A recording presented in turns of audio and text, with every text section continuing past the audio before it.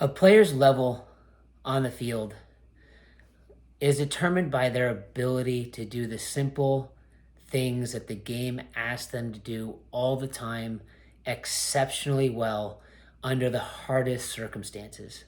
That's it. When players are training, when they're looking to improve, when they're measuring their ability as a player and effectiveness, that's it. We tend to get caught up in all the fancy tricks and, if I can do this move, I can do that. Something that, is very difficult with the ball, which is great. It's all in good. But for me, that's not what determines a player's level in the game. When I look at really high level players, that's what they can do exceptionally well and exceptionally different than most other players.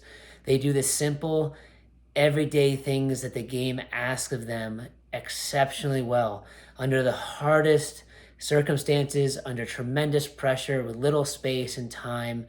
They can do it without making many, if any, mistakes. That's it.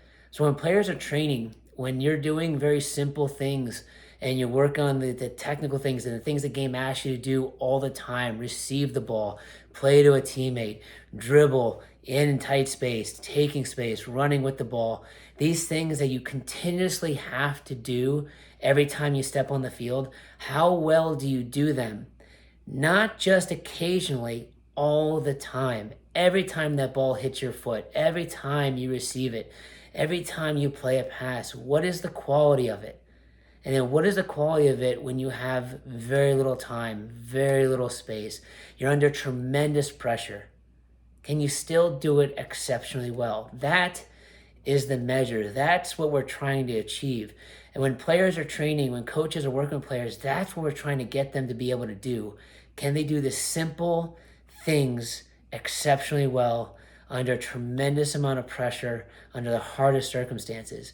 When players are able to do that, they can play this game at the highest level they want to, because that's what it takes. That's what it takes.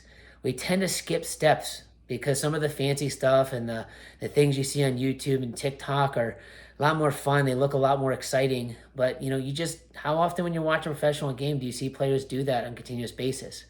Can those professional players do those things? Can they be very creative and fancy with the ball? Absolutely.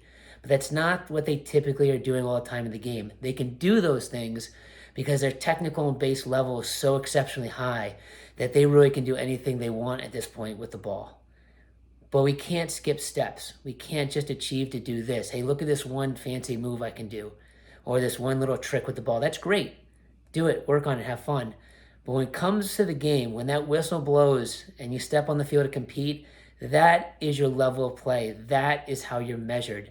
Can you do the simple things exceptionally well under a tremendous amount of pressure under the hardest circumstances?